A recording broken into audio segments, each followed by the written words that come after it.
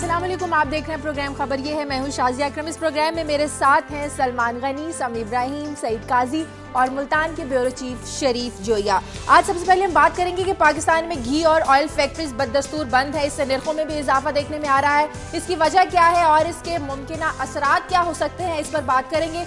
साथ ही हम बात करेंगे 20वीं तरमीम की, जिसे सेनेट से मंजूरी तो हो गई, लेकिन ये मंजूरी कुछ आसानी से नहीं हुई है। 7 सेनेटर्स को 36 करोड़ 61 लाख रुपए के फंड जारी करने के बाद ये मंजूरी हुई है।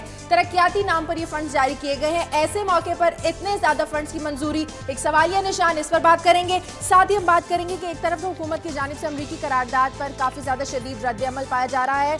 पाकिस्तानी वज़ीर ख़ारजा हिना रब्बानी खैर भी कह चुके हैं कि इस करारदाद से पाकिस्तान और अमरीका के ताल्लुकात मुतासिर हो रहे हैं। दूसरी जानिब दिफाए पाकिस्तान काउंसिल ने 27 फरवरी को कोयटा में इजहार यकजहती का ऐलान किया है। वज़ीर आज़म यूसुफ रज़ा गिलानी भी ऑल पार्टीज कॉन्फ्रेंस का ऐलान तो कर चुके हैं। एकदम सबका मुतहरिक होना खुश आइंद बात तो ये है कि, लेकिन देखना यह है कि इन सब के मुतहरिक होने से बलूचिस्तान के मसाइल में भी कुछ हल निकलेगा, बलूचिस्तान के हालात में भी कुछ स्टेबिलिटी आ सकेगी। इन तमाम मसाइल पर बात करेंगे और बहुत सी खबरें आपके साथ शेयर करेंगे एक ब्रेक के बाद।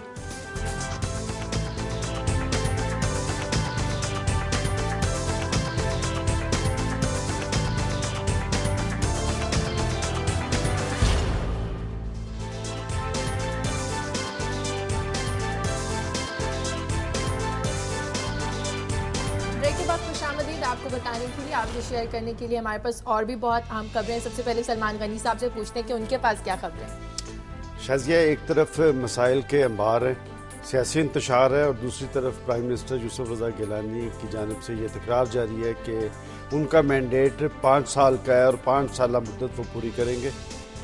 और दूसरी खबर बलूचिस्तान के हवाले से पंजाब असम्बली में तीनों बड़ी पार्टीज, पीपल्स पार्टी, पाकिस्तान मुस्लिम लीग नून और काफ लीग की जानिब से रेजोल्यूशन जमा करवाई गई हैं असम्बली सेक्रेटेरिएट में, और उसमें जहां पर अमरीकी करारदाद की मजम्मत की गई है, वहां पर बलोच अवाम से यकजहती के इजहार के साथ हुकूमत पर जोर दिया गया है कि फौरी तौर पे ऑल पार्टीज कॉन्फ्रेंस मुनक्कद करके बलूचिस्तान के मसाइल का सियासी हल निकाला जाए। तीसरी खबर वज़ीर पानी व बिजली की जानिब से लोड शेडिंग के खात्मे के वाज़ेह ऐलान के बावजूद लोड शेडिंग का बढ़ता हुआ रुझान और इसके खिलाफ पंजाब भर में एहतजाजी मुजाहरों का सिलसिला शुरू है। ये एहतजाजी मुजाहरे कहाँ तक जाएंगे और इस हवाले से हुकूमत की स्ट्रेटजी क्या है, इस पर हम बात करेंगे। समी इब्राहिम साहब, एक तो अभी सलमान गनी साहब ने लोड शेडिंग का जिक्र किया, तो इसी हवाले से एक खबर जिस पर मैं बात करूंगा वो ये है कि क्योंकि पूरी दुनिया में फ्यूल प्राइसेस बढ़ती जा रही हैं, तो अभी नेपरा ने सजेस्ट किया है कुछ इजाफा पाकिस्तान में बिजली के नरखों में, जिस पे वापडा और नेपरा में झगड़ा है। वो उसकी तफसील बताएंगे कि वो इजाफा कितना है और वो झगड़ा क्या है। दूसरी तरफ कुछ पाकिस्तानी कैदी थे, यानी पाकिस्तानी नयाद बरतानवी जो अफगानिस्तान में अमेरिका के पास थे। उस मामले पर बरतानिया और अमेरिका की हुकूमतों के दरमियान एक डिस्प्यूट पैदा हो गया और अमेरिका ने साफ तौर पर कह दिया बरतानिया को कि ना तो वो इस मामले पर इंटरनेशनल कवानीन को मानता है, अच्छा, और ना ही जो दोनों ममालिक के दरमियान जो मुआहदे हैं ना ही वो उनको मानता है। तो वो उस पर बताएंगे कि वो अब आगे इस मसले का क्या हल बनेगा। और तीसरी एक जो अहम डेवलपमेंट हुई है पाकिस्तान में, डोमेस्टिक वायलेंस के हवाले से एक कानून साजी हुई है, तो उस पर मैं थोड़ा सा कंपैरिजन करूंगा कि इससे पाकिस्तानियों के जो हालात हैं, ख़ास तौर पर बच्चों और ख़वातीन में क्या तब्दीली उनके हालात में आ सकती है, और पूरी दुनिया में अगर इस तरह की सिचुएशन है तो वो कैसे इस मामले को डील करते हैं। जी शाजिया, एक तो आगाज़ में आपने ये घी का जो क्राइसिस है उसकी बात की, इस पर मैं बात करूंगा कि इसकी क्या वजह तस्मिया क्या है, ये क्या खेल है और ये क्यों रचाया गया और जा रहा है, उसका फ़ायदा किसको होगा।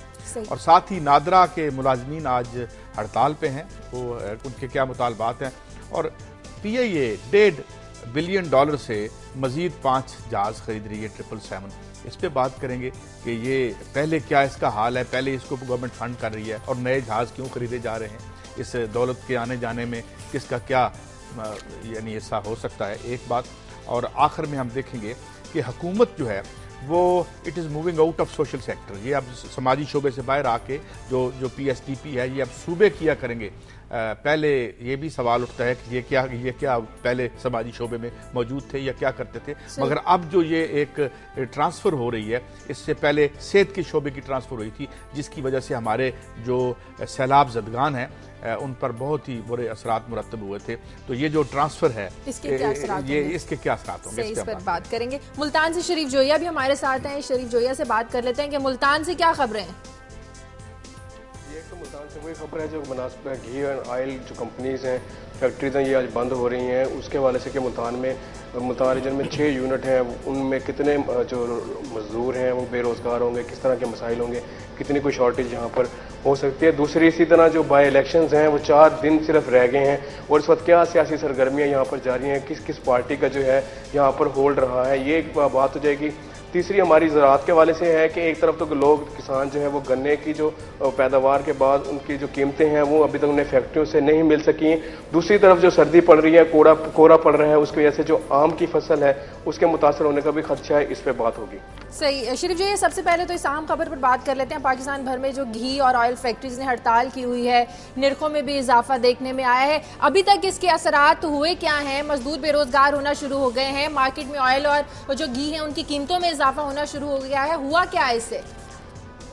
इस वक्त ये है कि 6 फैक्ट्रियां यहाँ पर जो है मुल्तान रीजन में वो बंद हो चुकी हैं, जिसमें 3000 से ज़ायद जो लोग बराह रास्त जो इस इंडस्ट्री से वाबस्ता हैं, उनको जो डेली वेजेस पे काम करते हैं उनको बेरोज़गार होना पड़ रहा है। इसी तरह इस वक्त मार्केट में जो है वो शॉर्टेज हो गई है, क्योंकि कंपनीज़ की तरफ से जो फैक्ट्री ओनर्स हैं उनकी तरफ से ये पहले अनाउंस कर दिया गया था कि हम लोग हड़ताल पे जा रहे हैं, जिसकी वजह से पैदावार जो है वो कम हो जाएगी और अल्टीमेटली जो है यहाँ पर मार्केट में जो रेट बढ़ जाएगा। इसी वजह से जो स्टॉकिस्ट हैं उन्होंने स्टॉक कर लिया है। इस वक्त मार्केट में जो है घी और जो ऑयल है उसकी कमी पाई जा रही है और अभी से जो निर्ख हैं वो 10 से 15 रुपए फी किलो जो है वो बढ़ने का अंदेशा है कि आज चूंकि आज सप्लाई नहीं होगी मार्केट में, तो जो मार्केट में अवेलेबल स्टॉक है उसकी प्राइसेस आज से बढ़नी शुरू हो जाएंगी और तो ये की जा रही है। जो कॉमर्स के लोग हैं उनका ये कहना है कि मजीद इजाफा जो 15 से 20 किल्लत पैदा होना शुरू हो जाएगी।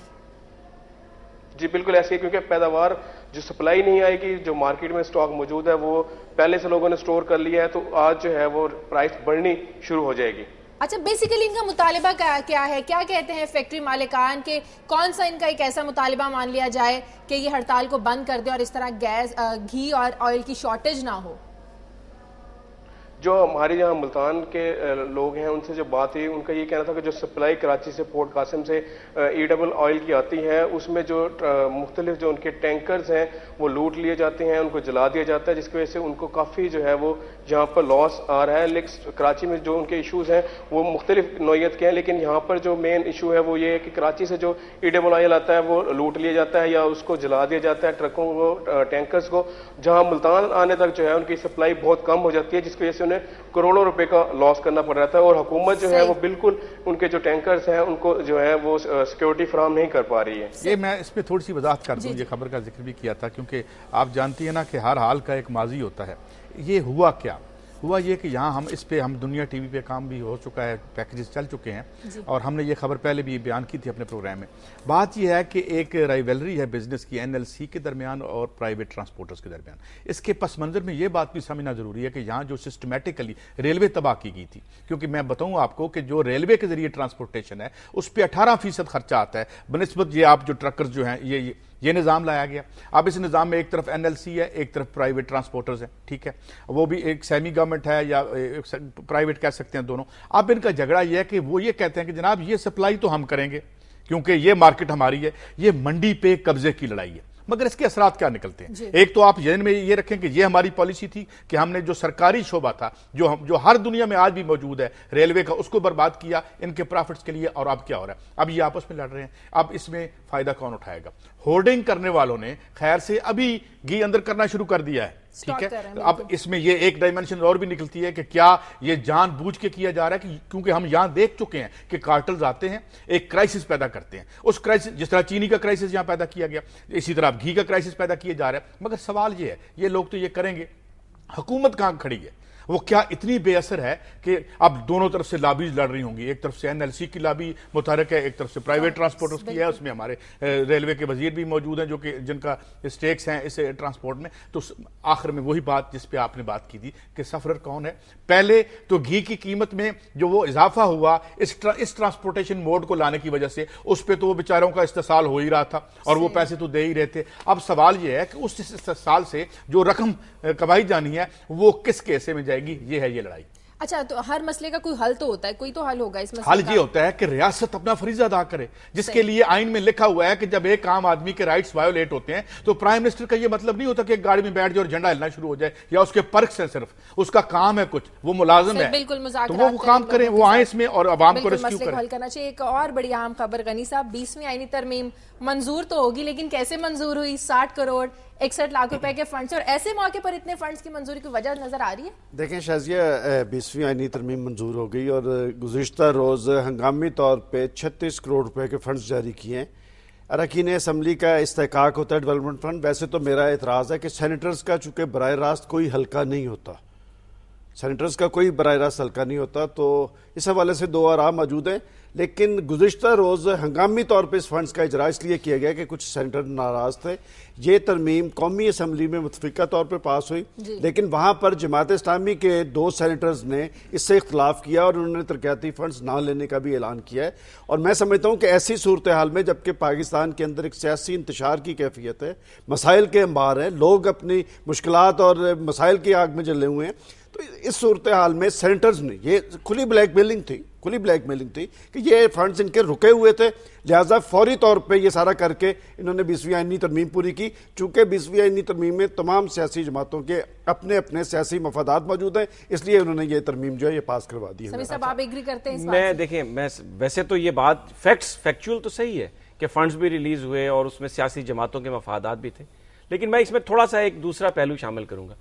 جو ڈیولپمنٹ فنڈز کے لیے پیسے ہوتے ہیں, ہم یہ کہتے ہیں کہ اراکین اسمبلی عوام کے نمائندے ہیں, مسائل عوام کے نہیں حل کر پاتے. اب اگر وہ کسی ایسے مسئلے پر جہاں حکومت پھنسی ہوئی ہے اور وہ کہتے ہیں کہ جناب آپ یہ فنڈز ریلیز کریں کیونکہ یہ عوام کی فلاح و بہبود سے ڈائریکٹلی ان کا تعلق ہے, کچھ منصوبے شروع کرنے ہیں, تو میرا نہیں خیال کہ اس کو ہم بلیک میلنگ کہیں. میرا خیال ہے کہ انہوں نے صحیح وقت پر اپنا صحیح وزن ڈال کر, عوام کو تو کبھی خوش دیکھا ہی نہیں ان لوگوں سے. نہیں, عوام وہ دیکھیں, وہ جب ایک عوام کو بنیادی طور پر آپ زیادہ خوش اس لیے نہیں دیکھتے کہ جو عوام کو حصہ ملتا ہے نا وہ کم ہے. ضرورت اس بات کی ہے کہ جو پیسے آئے ہیں وہ ڈیولپمنٹ فنڈز میں اسی طریقے سے استعمال ہو جائیں جس طریقے سے جس مقصد کے لیے وہ ریلیز کیے گئے. وہ درمیان میں چھاتا بردار کھا جاتے ہیں, اس میں صرف سیاستدان نہیں ہے. کچھ سینیٹرز وہ بھی ہیں جو 10 دن کے بعد فارغ ہو رہے ہیں, لیکن وہ دیکھیں بے شک وہ فارغ ہونے والے ہیں, لیکن وہ پالیٹیشنز ہیں, وہ اپنے انہیں ضرور ملنا چاہیے, پالیٹیشنز ہیں, انہیں کروڑوں روپے ضرور ملنے چاہیے. میں تھوڑا سا اضافہ سمیع صاحب کی پہلے بات کمپلیٹ. یہ آپ کی بڑی مہربانی, وگرنہ میرے دوست مجھے بات مکمل کرنے کا موقع نہیں دیتے.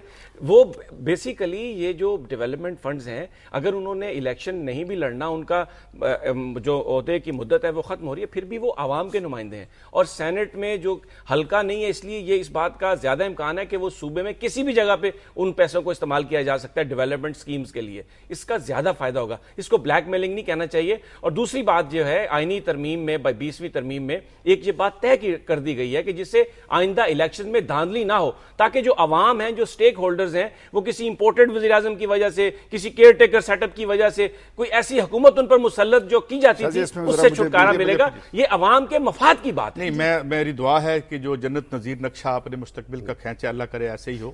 اور یہ جو پیسے آئے ہیں, یہ پیسے تو آ گئے ہیں, ترقی کے لیے تو یہ استعمال ہوتے ہیں, مگر لگتا ہے لوگوں کی نجی اور ذاتی ترقی کے لیے استعمال ہو جاتے ہیں. مگر یہ سبھی سب ٹھیک کہہ رہے ہیں کہ یہ فنڈ جو ہیں یہ ملتے ہیں, یہی طریقہ کار ہے. میرے خیال میں یا تو یہ طریقہ کار بدلا جائے, اس میں کوئی آئینی تبدیلی لائی جائے. ہم نے یہی دیکھا ہے کہ جو translation of funds into welfare ہے, اس 62 سالوں میں وہ نہیں ہوئی. 10-20% بھی ہوئی ہو تو میں شاید مبالغہ کر رہا ہوں. اس میں جو بات ابھی سمیع صاحب کر رہے تھے, بات ہے کہ گزشتہ روز ہنگامی طور پہ انہوں نے لفظ جو کہا کہ جی بلیک میلنگ, یہ بلیک میلنگ نہیں ہے. میں سمجھتا ہوں یہ بلیک میلنگ ہی ہے.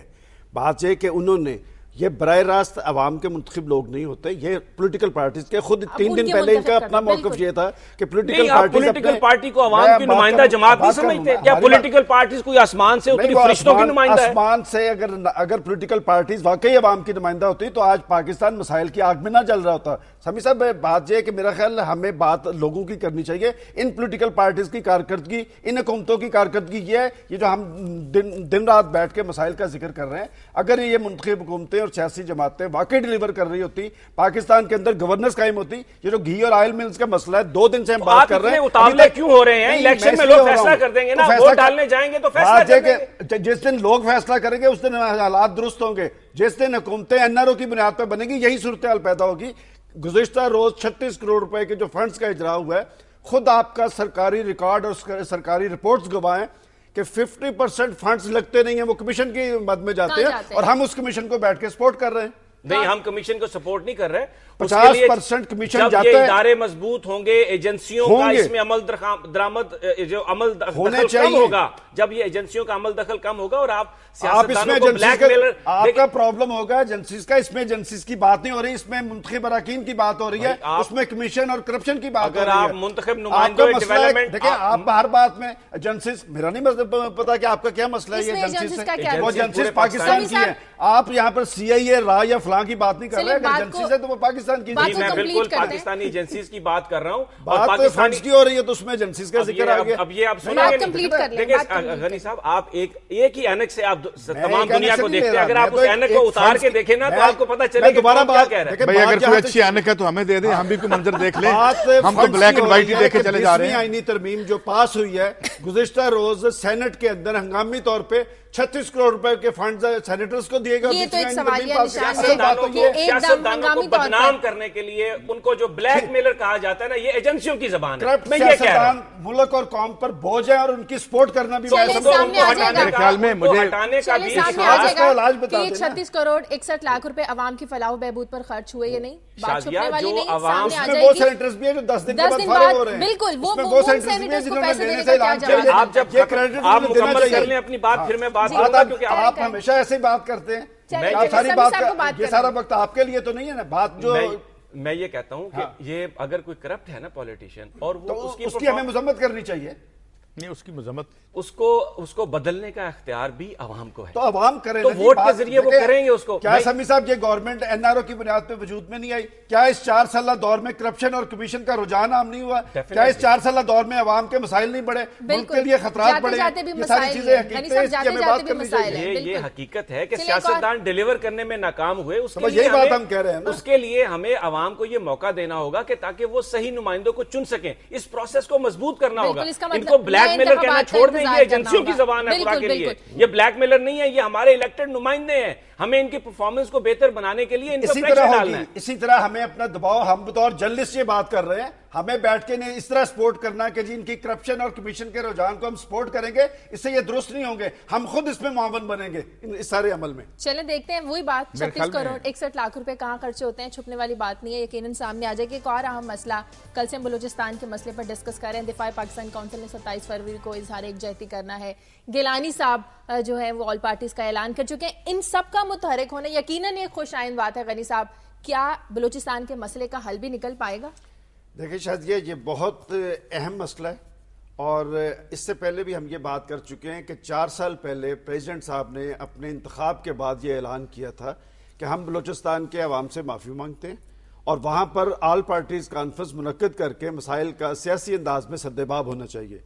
4 سال بعد ہم پھر بیٹھ کے یہ بات کر رہے ہیں کہ آل پارٹیز کانفرنس بلا کر مسائل کا اور اس آل پارٹیز کانفرنس کی کوئی تاریخ نہیں آئی. اور یہ اچھی بات ہے, میں نے ایک خبر بھی دی تھی کہ گزشتہ روز پنجاب اسمبلی میں تینوں پارٹیز نے, پیپلز پارٹی نے, کاف لیگ نے اور نون لیگ نے ریزولیشنز دی ہیں. کراچی سے لے کر خیبر تک لوگوں کے اندر تشویش ہے پاکستان کے سب سے بڑے صوبے کے حوالے سے.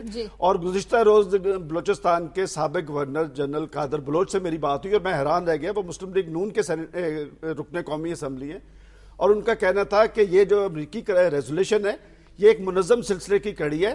اس کے بعد ایسی ہی ریزولیشن جو ہے برطانوی ہاؤس آف کامن میں بھی آ رہی ہے اور یورپین یونین میں بھی آ سکتی ہے. اس کا مطلب کہ اس حوالے سے خاص ایک امریکی ایجنڈا ہے, اور وہ اسی امریکی ایجنڈے کو بلوچستان میں آگے بڑھانا چاہتا ہے. میں سمجھتا ہوں کہ یہ بار بار یہ کہنا کہ جی ہم آل پارٹیز کانفرنس بلا رہے ہیں, پرائم منسٹر صاحب آپ بتائیں کب بلا رہے ہیں. صحیح, میں اس پہ یہ بات کرنا چاہتا ہوں, ظاہر ہے ہم سب تکلیف میں اس بات سے, ہر آدمی اور ہر سین آدمی کو اپنے ملک سے محبت ہوتی ہے, اور جو وہاں ہو رہا ہے. ایشو یہ ہے کہ جتنے بھی سٹیک ہولڈرز ہیں, یہ APC کر لیں, آل پارٹی کانفرنس ہے, یہ آل پارٹی کامیڈی کب سے ہو رہی ہے ہم دیکھ رہے ہیں, اور وہاں پہ محمد اسلم رئیسانی صاحب وہاں پہ وہیں کے وہ ہیں, وہ کہاں تک ڈیلیور کر پا رہے ہیں. مسئلہ یہ, اور فوج یا FC جو ہے وہ کہتے ہیں جی ایف سی وہاں پہ ایکشن کر رہی ہے. اس حوالے سے کل رات ہم سب ٹی وی چینلز پہ دیکھتے رہے جو نیشنلسٹ کہہ رہے ہیں. مسئلہ مجھے یہ لگتا ہے کہ جتنے, اور امریکہ یہاں ویسے بربادی چاہتا ہے, اس کی لڑائی چائنا سے چل رہی ہے, پیسیفک رم میں وہ چائنا کے بڑھتے ہوئے انفلوئنس کو انٹرپٹ کرنا چاہتا ہے, اس کے لیے وہ بلوچستان استعمال کرے یا کوئی اور, یہ ساری کہانی ہے. مگر یہ کیا ٹھیک کرنے کی ہم میں صلاحیت ہے؟ سمیع صاحب نے جو ابھی بات کی, اور وہ جو شاید ایک ہی بات کر رہے تھے, بلا وجہ شور مچ گیا, بات یہ ہے کہ جو صحیح لیڈرز ہیں, عوام کے اصل لیڈرز ہیں, وہ اس نظام میں سامنے نہیں آتے. وہ لوگ سامنے آتے ہیں جن کا مسئلہ اس ایشو کو حل کرنا نہیں ہے. یہ افغان, اور یہ باقی بڑا بریک کا وقت ہو گیا. بریک کے بعد بھی اسی حوالے سے بات کریں گے کہ وزیراعظم گیلانی اگر قطر جا کر امریکہ اور طالبان کے درمیان مذاکرات کر سکتے ہیں تو یہاں پر جو ناراض ہمارے بلوچ رہنما ہیں ان کے ساتھ کیوں نہیں بات کر سکتے. بریک کے بعد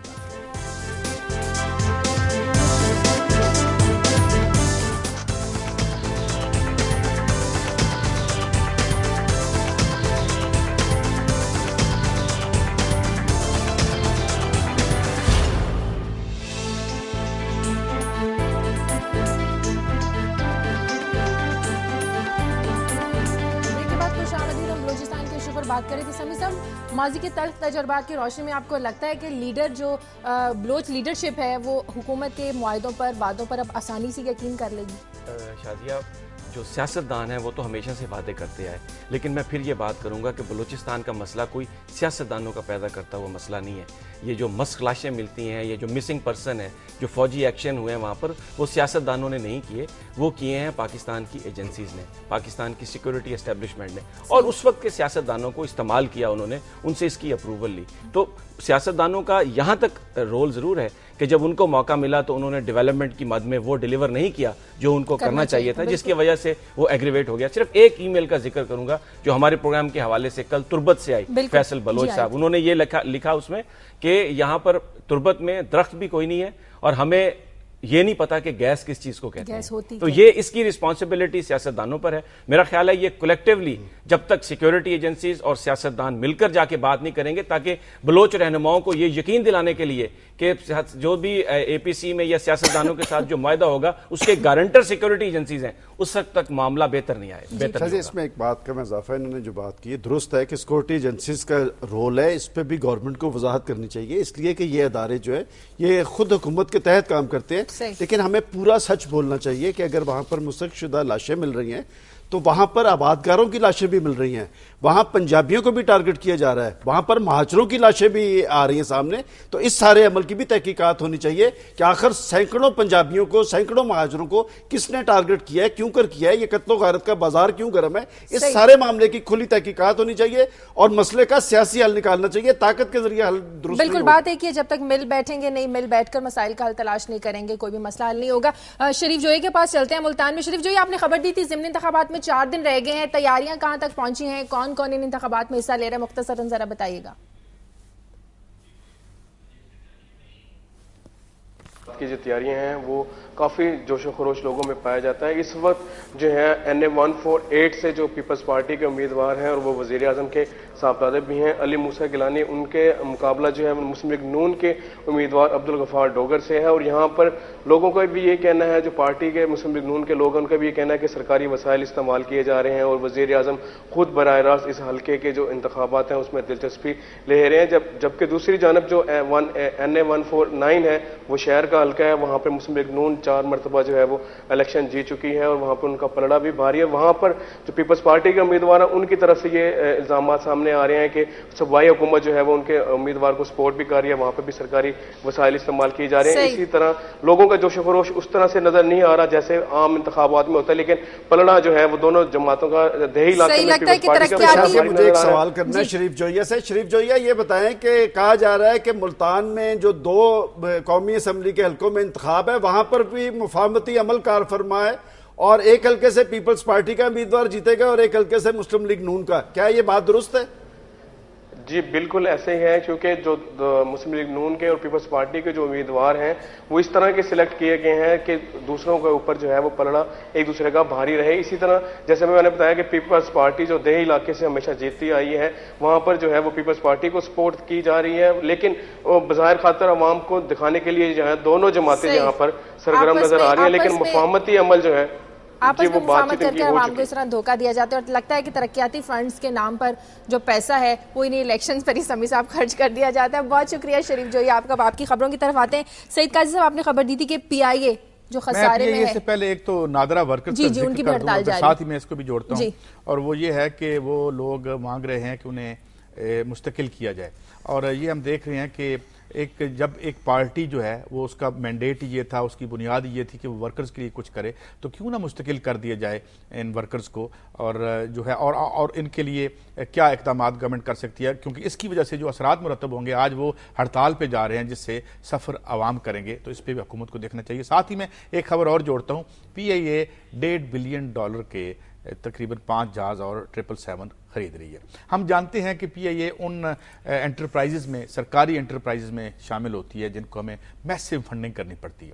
تو کیا یہ بہتر نہ ہوتا کہ ہم 1.5 ارب کا, پہلے ہی ہمارا ادائیگیوں کا بڑا مسئلہ ہے, کہ ہم اس میں نئے جہاز ڈالنے کی بجائے کچھ کرپٹ ایلیمنٹ باہر نکال لیتے, اس کو سٹیبلائز کریں. اور پھر یہ بات شاید یہ مجھے سمجھ نہیں آتی کہ ہم ہمیشہ باہر سے کوئی چیز خریدنا ہی کیوں چاہتے ہیں, بھلے جو ہے وہ یہاں موجود, یہ تو خیر یہاں موجود نہیں ہے, مگر دیگر انسٹنسز میں ہم دیکھ چکے ہیں کہ جو بھی سرکار آتی ہے وہ فوراً امپورٹ کر لینا چاہتی ہے کوئی چیز. اور یہ ہم جانتے ہیں کہ جیسے امپورٹ میں آج کل پہلے جہاز بوڑھے ہو چکے ہیں, یہ ٹھیک ہے, میں درست, نئے آنے چاہیے, لیکن اس کے اندر کی جو ایک ریسٹرکچرنگ چاہیے وہ پہلے ضروری تھی, کیونکہ پہلے ہی آپ اتنے زیادہ پیسے, پہلے پیٹرول کا بندوبست کریں ان میں, مطلب پیٹرول بھی نہیں ہے. تو یہ جو ہے, یہ میں اس پہ ذکر ضرور کرنا چاہ رہا تھا کہ یہ اتنا بڑا جو سودا کیا گیا, کیا یہ سوچ سمجھ کے کیا گیا, کیونکہ اس میں کئی ویسٹڈ انٹرسٹ تو شامل ہیں. بہت سوچ سمجھ کے کیا گیا ہوگا. مجھے لگتا ہے کہ بہت بڑا کمیشن کوئی نہ کوئی لینے والا ہوگا. یہ سودے اس قسم کے جو کرتے ہیں وہ تو بڑے سوچ سمجھ کے کیے جاتے ہیں کہ کس کمپنی کو دیا جائے گا, کتنا مال لیا جائے گا, کون سے بینک میں جائے گا. ایک میرا تجویز آپ سے, ہم روز عدالتی کمیشن بناتے ہیں, کوئی مالیاتی کمیشن بھی بنا دیں. یہ بھی بننا چاہیے, بڑی اچھی تجویز ہے. سمیع صاحب آپ نے ایک بڑی عام خبر دی تھی ڈومیسٹک وائلنس پہ, کہ اب جو بیوی کو مارنے کی دھمکی دے گا یا بیوی پر تشدد کرے گا جیل کی ہوا کھانی پڑے گی. ذرا آپ لوگ ذرا سوچ سمجھ کے. یہ آپ نے بڑا صحیح کہا. اب تمام جو خاوند ہیں ان کو بالکل وہ کہتے ہیں نا مشتری ہوشیار باز, سوچ سمجھ کر دیکھیں. کتنا عجیب یہ بات تھی شازیہ کہ آج اس لیجسلیشن سے پہلے اگر کوئی خاوند اپنی بیوی کو مارے یا گھر میں جو کوئی بچہ کام کر رہا ہے اس کو آپ ماریں, تو آپ اگر وہ جا کر تھانے میں کوئی رپٹ درج کرانا چاہے تو تھانے دار جو ہے نا وہ اگر خلاف کاروائی کرنا بھی چاہتا ہے نا تو وہ قانونی طور پر کچھ نہیں کر سکتا تھا. لیکن مزہ تو تب ہے نا امپلیمنٹ بھی ہو. کیا ہو مزہ تو تب ہے نا جب امپلیمنٹ بھی ہو. یہ تو خیر اوور آل ایک امپلیمنٹ تو تب ہوگا نا کہ کوئی آپ کے پاس لیجسلیشن ہو. اب آپ کے پاس ایک لیجسلیشن آ گئی ہے, دوسرا مرحلہ اس کی امپلیمنٹیشن کا ہے. اچھا, اس میں جو سزا تجویز کی گئی ہے وہ ہے کہ 6 مہینے قید ہو سکتی ہے تشدد کرنے والی, اگر بیوی کو مکہ مارا اور وہ کورٹ. ایک سوال کرنا ہے, اگر مجھے یہ بات ختم کرنے دے, ایک سوال ایڈ کر دوں. یہ تو ہے کہ اچھا اگر بیوی جو ہے وہ ذہنی تشدد تو چھوڑ دیں, وہ جو بھی کرتی ہے یا نہیں کرتی, اگر وہ تشدد کرے تو اس میں کوئی مرد کا بھی حق ہے. ہاں بالکل, وہ بھی بالکل مرد بھی جا کے بیوی کے تشدد کرتی ہیں. قاضی صاحب آپ نے نہیں دیکھا یا دیکھا ہے, سر پہ نظر کیا ہے.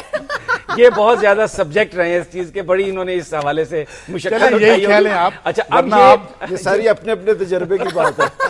اب اس کی سزا 6 مہینے, مگر بتاتے نہیں ہیں سب, اور 1 لاکھ روپے اس کی جو ہے قید ہے. اچھا, پوری دنیا میں شازیہ یہ اس طرح کے قوانین ہوتے ہیں جن سے جو پروٹیکشن دی جاتی ہے جو لوگ گھروں میں کام کرتے ہیں یا جو فیملی ممبرز ہیں, کیونکہ اس کو وہ ڈومیسٹک وائلنس کا نام اس لیے دیتے ہیں کہ یہ کوئی ہینیس کرائم نہیں ہوتا. اگر کوئی خدا نہ خواستہ کوئی زیادہ کسی کو ہڈی پسلی توڑ دے یا کوئی مرڈر ہو جائے تو ڈیفینیٹلی دوسرے لاز موجود ہوتے ہیں اس کو ہینڈل کرنے کے لیے. لیکن یہ جو اس طرح کی چیزیں ہیں یہ ایک بڑا اچھا اس پہ ڈیولپمنٹ ہے. لیکن ضرورت یہ ہے کہ جو تمام خواتین گھر میں ہیں, جو بچے, ان کو یہ پتا چلے کہ اب یہ لیجسلیشن ہو چکی ہے, اور اگر ان کو کوئی ڈرا دھمکا آ رہا ہے, مار رہا ہے, تو وہ اس کے خلاف ایک کمنٹ کر دوں, اس پہ ایک کمنٹ کر دوں. اچھی بات ہے, اچھے قوانین بنتے رہنے چاہیے, لیکن جب تک عورت جو ہے اسے ہم اپنی ملکیت سمجھتے رہیں گے, جب تک سماج میں اوور آل وہ معاشی طور پہ آزاد نہیں ہوتی, تو یہ ظلم بند نہیں ہو سکتے. کیونکہ قانون جو ہے, کبھی ہم نے بات کی تھی کچھ دن پہلے, اور ابھی سمیع صاحب نے خبر بھی دی کہ قانون ایک ایسا مکڑی کا جالا ہے جس میں کمزور پھنس جاتا ہے. آج امریکہ نے کیا کہا کہ میں انٹرنیشنل لا کو نہیں مانتا. تو قانون بنانے کے ساتھ ساتھ اگر آپ عورت کی امپاورمنٹ نہیں کرتے تو یہ باتیں پھر یہ ایک بڑی دلچسپ نہیں ہوتا. بالکل وہی میں بات کر رہی تھی کہ قوانین تو بن جاتے ہیں لیکن مزہ تو تب ہے جب ان پر امپلیمنٹ بھی ہو. یہ ایک بڑی دلچسپ. اچھا, مجھے ایک بات بتائیں, اگر کوئی مرد تشدد کرتا ہے تو اس کا جو ہسبینڈ اس کو گھر سے باہر نکلنے دے گا ربڑ درج کروانے کے لیے؟ وہ تو جانے نہیں دے گا اس اس کو. یہ تو وہی بات ہے نا امپاور. اب دیکھیں اپنے رائٹس کے لیے تو خود ہی بندے کو باہر نکلنا پڑتا ہے, عورتوں کو بھی یہ سمجھنا ہوگا کہ کال وہ تو ٹیلی فون پہ. تو ابھی خیر ہمارا اتنا مہذب معاشرہ نہیں ہے اور نہ ہی ہر گھر میں ٹیلی فون ہے. قاضی صاحب آپ امریکہ کچھ رہ کے آئے ٹائم تو آپ کو یہ یاد آ رہا ہے جن گھروں میں فون نہیں ہوتے وہ بھی مہذب ہو سکتے ہیں. امریکہ کے اثرات ہوئے نہیں, میں یہ کہہ رہا ہوں جن گھروں میں فون نہیں ہوتے.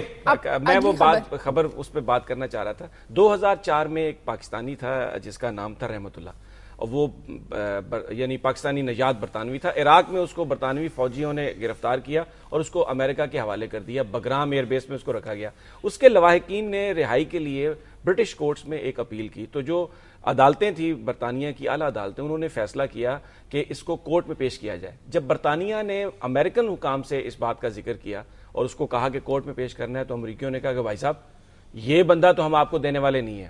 برطانیہ نے کہا کہ انٹرنیشنل لاز کے بھی آپ پابند ہیں, ہمارا آپ کے ساتھ بھی ایک معاہدہ ہے. انہوں نے کہا جی معاہدہ ہے, جو کچھ بھی ہے یہ ہم آپ کو نہیں دے سکتے. اور یہ بات آفیشلی جو برطانیہ کی حکومت کا وکیل ہے اس نے لنڈن میں اپیل آف کورٹ میں یہ بات بتائی ہے. تھرسڈے کو اس کا ڈیسیژن آنے والا ہے. اور وہ جو وکیل ہے رحمت اللہ کا, ان کا یہ کہنا ہے کہ انہوں نے لنڈن میٹروپولیٹن میں وار کرائمز کی رپورٹ جو ہے نا برطانیہ کی حکومت کے خلاف کرا دی ہے, کیونکہ برطانیہ نے ان کو حوالے کیا. تو یہ ایک اگلی چیز ہے جو ہمیشہ قاضی صاحب بات کرتے ہیں. اٹ سمپلی شوز کہ سپر پاور یعنی جو بڑی طاقتیں ہیں, جب وہ ان کے اپنے مفادات کی بات آتی ہے تو نہ وہ کسی قانون کو مانتی ہیں, نہ کسی قاعدے کو مانتی ہیں. ان کا مقابلہ کس طرح کیا جا سکتا ہے؟ اپنے ہاؤس کو ان آرڈر کر کے, چاہے ہم چھوٹی قوت ہیں, لیکن اگر یہ جو ہمارا ہاتھ ہے یہ اکٹھا ہو جائے تو ایک مٹھی سے جو ایک مکہ بن جائے, اسی سے ہم ان کا جواب دے سکتے ہیں. ویسے آپ قانون کے نام پہ ان لوگوں کا, ان طاقتوں کا مقابلہ نہیں کر سکتے. پرائم منسٹر کے حوالے سے میں نے خبر دی تھی کہ آپ دیکھیں کہ ایک طرف مسائل کے انبار ہیں, پاکستان کے اندر سیاسی انتشار ہے, اور دوسری طرف پرائم منسٹر یوسف رضا گیلانی کی جانب سے تکرار جاری ہے کہ جی ان کی حکومت کو 5 سال پورے کرنے دیے جائیں, اور 5 سال کے لیے لوگوں نے منتخب کیا تھا. شازیہ ہمیں دیکھنا یہ ہے کہ اس حکومت کے پاس مینڈیٹ تھا کیا, کہ ایک فوجی ڈکٹیٹر کے مقابلے میں منتخب حکومت کا مینڈیٹ تھا قومی مسائل کے حل کے لیے, عوام کی مشکلات کا سدباب, توانائی کا بحران تھا, دہشت گردی کا رجحان تھا, کہ اس کے بعد گورننس بہت بڑا مسئلہ تھا. لیکن یہ 5 چیزیں آپ دیکھیں کہ اس ساری صورتحال میں حکومت کی نااہلی اور ناکامی کوئی ڈھکی چھپی نہیں رہی, اس کی کوئی کریڈیبلٹی نہیں ہے. گورننس کا حال ہم روز یہاں پر ڈسکس کرتے ہیں, اور یہ جو دستوری مدت سے قبل انتخابات اور خصوصاً جو نئے مینڈیٹ کی ضرورت ہے, یہ جمہوریت کا مسلمہ اصول ہے. خود ہندوستان کے اندر 9 دفعہ قبل از وقت انتخابات ہو چکے ہیں. جنگ عظیم کے بعد آپ برطانیہ میں دیکھیں, اور آپ کو یاد ہوگا کچھ روز پہلے 20ویں آئینی ترمیم سے پہلے ستمبر اکتوبر کی بات کی جا رہی تھی.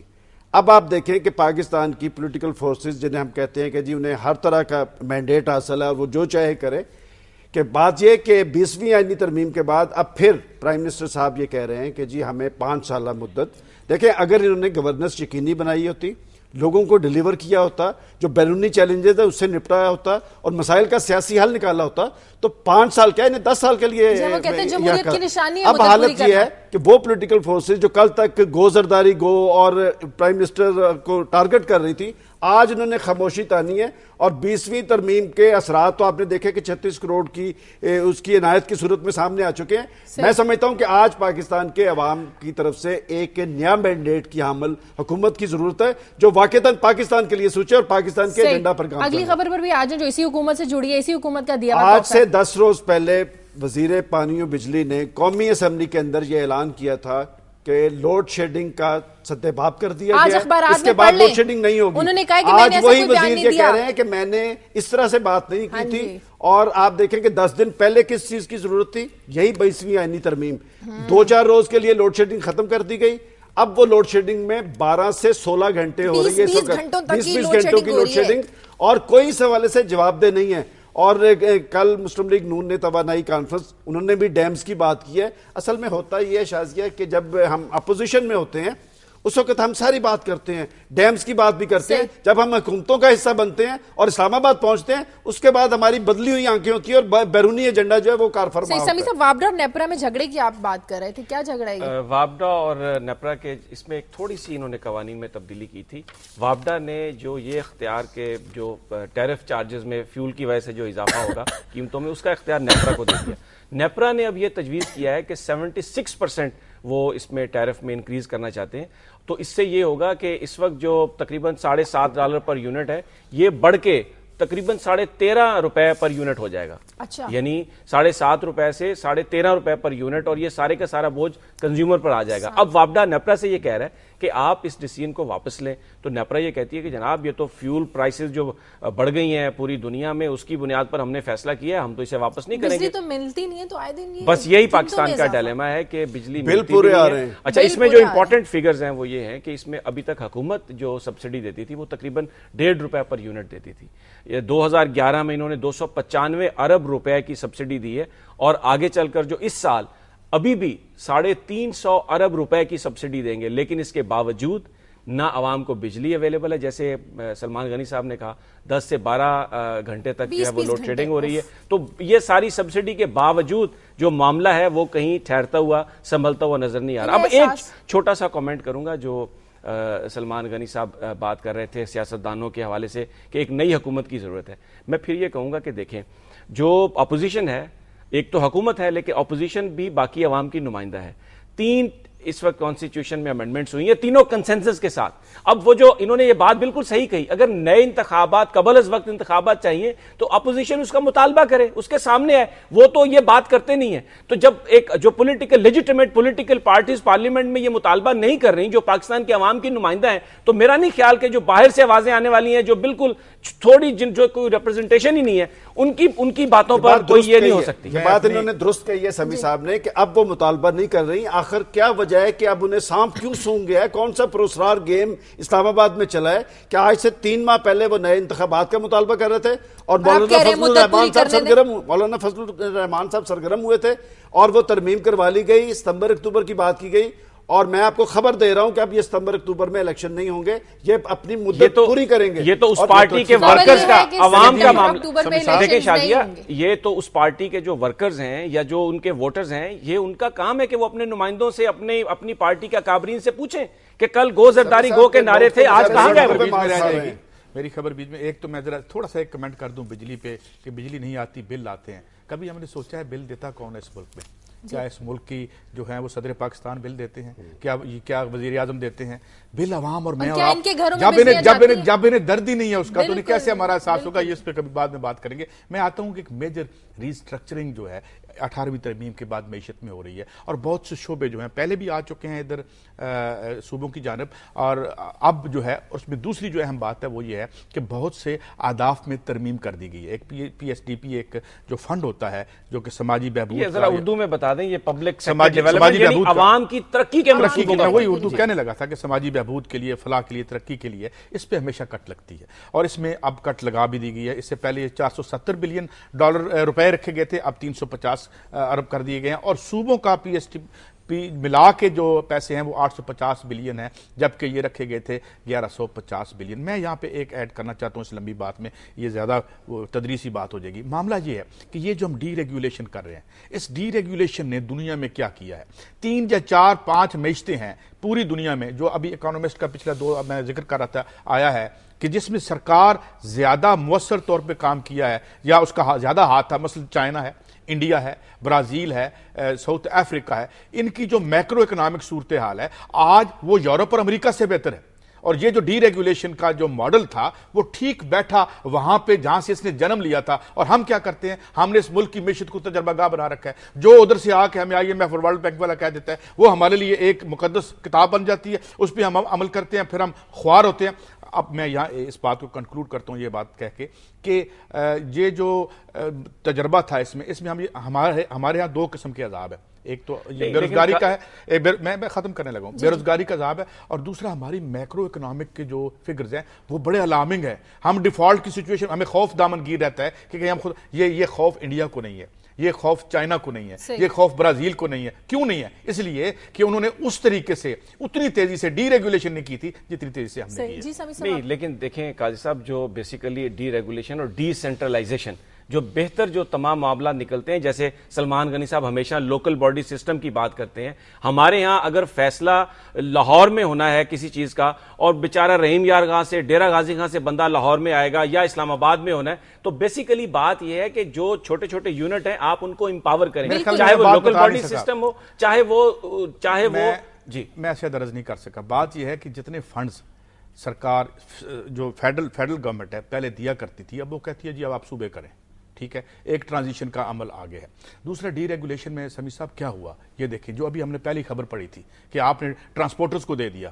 ٹرانسپورٹرز کیا کریں, آج جو 20 روپے کا ایک چھری لگے گی ایک آدمی کی جیب میں ایک گھی کا ڈبہ لینے جائے گا, تو وہ اسی وجہ سے ہوا ہے کہ ریاست جو ہے وہ یہ جو تصور تھا کہ ان کو اپنے حال پہ چھوڑ دیں, بھئی چھوڑ دیں اپنے حال پہ, مگر کوئی قانون تو ہونا چاہیے نا جس میں انہیں چیک کر سکیں. اب آپ کریں کے حوالے کیا گیا, یہ فائدہ مند نہیں ہے. نہیں قاضی صاحب یہ تو دیکھیں پروگرام صوبوں کے حوالے کیا گیا, ابھی یہ تو پتہ چلے گا نا کیا ہوگا, لیکن جو حوالے کیا گیا تھا صحت کا شعبہ, کیا ہوا ڈینگی کے دوران, کیا ہوا جو ہمارے ابھی تک 25 لاکھ وہاں پہ بیٹھے ہوئے ہیں لوگ فلڈ وکٹمز, ان تک وہ پہنچی. اور عالمی رپورٹس کہہ رہی ہیں کہ یہ جو فلڈ وکٹمز کے ساتھ یہ زیادتی ہوئی ہے یہ اس کنفیوژن میں ہوئی ہے کہ یہ سینٹر نے کرنا ہے. اس لیے کنفیوژن ہوا شازیہ, میں اگر سلمان سے اس لیے کنفیوژن ہوا کہ ہم ٹرانزیشن میں تھے, 18th امینڈمنٹ کے نتیجے میں بہت ساری چیزیں صوبوں کو ابھی ہم ٹرانسفر کرنے کے پروسیس میں تھے. قاضی صاحب آپ جو بات کر رہے ہیں نا, یہ جو سسٹم ابھی تک پوری طرح بنا ہی نہیں اور آپ نے اس پر فیلئر کا سسٹم تو ہے ہی نہیں.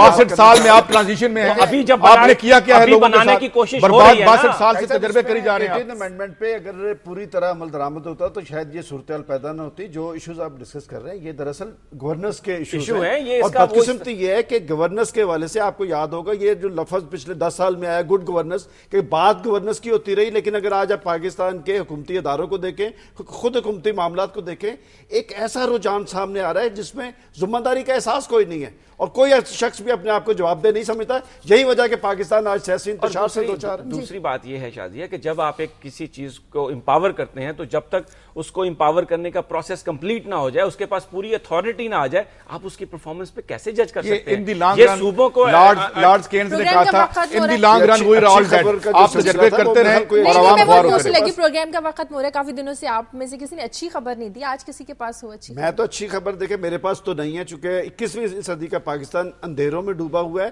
اچھی خبریں کاش ہماری حکومتیں کسی دن عوام کو. بلا شبہ پاکستان اندھیروں میں ڈوبا ہوا ہے, لیکن میں یہ سمجھتا ہوں کہ اگلی حکومت کے لیے جو نگران سیٹ اپ کے حوالے سے جو گفتگو ہوئی ہے اور جو کنسنسس ہوا ہے پاکستان کی سیاسی جماعتوں کے درمیان, میں سمجھتا ہوں کہ عوام اس میں باقاعدہ طور پر حصہ انہی کی جو مرضی پر حکومت بنے گی اور دھاندلی سے مبرہ ہوگی. میں شاید اتنا مجھ میں حسن ظن نہیں ہے, نہ ہی مجھے ان سے کوئی سیاستدانوں سے امید ہے, مگر میری اچھی خبر یہ ہے کہ لوگ دیکھ رہے ہیں, ان کی آنکھ دیکھ رہی ہے اس کیمرے کے ذریعے. ہمیں بھی ان حالات کو اور واقعات کو, اور لوگ جو ہیں وہ کیا مایوسی پھیلا رہے ہیں, کیمرہ زیادہ مؤثر ہو گیا, ہمیشہ عوام کی بات کرتے ہیں, اور آپ کیوں دھوکہ دہی کر رہے ہیں عوام سے؟ آپ بھی یہ بتا کے کہ یہ ایلیٹ ڈیلیور کرے گی, پلیز نہ دھوکہ دیں عوام کو. عوام کے جو مسائل ہیں ان کو اوپر تک پہنچاتے رہیں گے جب تک عوام کے مسائل حل نہیں ہوں گے. پروگرام کا وقت ختم ہو گیا, اجازت دیجیے, فیڈ بیک دیجیے خبر@دنیا TV.tv پر. اپنا خیال رکھیے گا, اللہ حافظ.